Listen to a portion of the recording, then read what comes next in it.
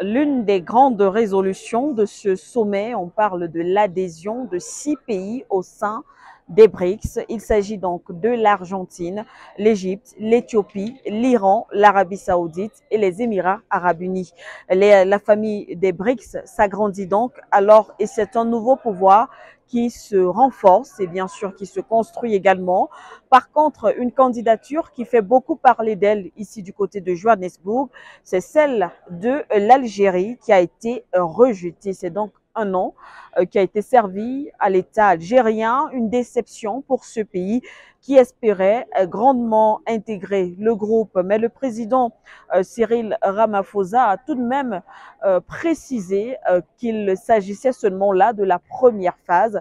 Donc, comme pour dire que les autres candidatures restent tout de même en examen, on va continuer à examiner ces autres candidatures qui restent.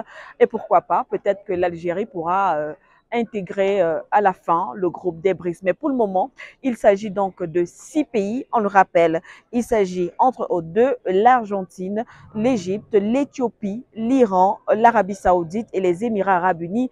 Et également important de rappeler que la candidature jusqu'à encore hier soir, c'est-à-dire au deuxième jour de ce sommet, 5 pays avaient simplement été ajoutés, avaient été acceptés. C'est ce matin, il y a seulement quelques heures, que le président russe Vladimir Poutine, c'est lui qui a commencé, qui a proposé justement la candidature de l'Éthiopie et cela n'a pas fait de débat au sein des membres du BRICS, une candidature qui a été acceptée à l'unanimité.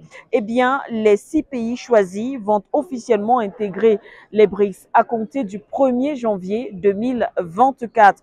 On rappelle également qu'il y a eu une cinquantaine de pays intéressés et une vingtaine qui avaient de manière officielle demandé à rejoindre le bloc. Pour terminer, il faut également dire que l'autre point très attendu, à savoir la question de la monnaie au sein des BRICS, était aussi au cœur des discussions. Pour le moment, cette question reste toujours en débat parce qu'on nous dit, selon les informations, que les ministres des Finances de ces différents pays sont toujours en train de débattre là-dessus, même si pour le président brésilien Lula da Silva, il faut aller un peu plus vite. Il y a aussi une réflexion sur le choix du yuan, mais tout compte fait, la proposition du président sud-africain Cyril Ramaphosa a semblé faire l'unanimité. Vous vous souvenez, il a déclaré qu'il continue à plaider pour que les monnaies locales des différents pays des BRICS soient utilisées au sein du groupe. Eh bien, c'est cette proposition qui a semblé en tout cas être adoptée au sein des pays du groupe, du moins dans le cadre de ce sommet. Et bien sûr, on rappelle que c'est toujours une question qui reste d'actualité et fait toujours l'objet de réflexion parmi les différents pays qui vont toujours s'y atteler parce qu'on le sait, on le rappelle, le projet, c'est bien sûr d'avoir cette monnaie unique. Ici, Sikendoumbé Mbalaine Charonjix pour For You Media Africa en direct de Johannesburg.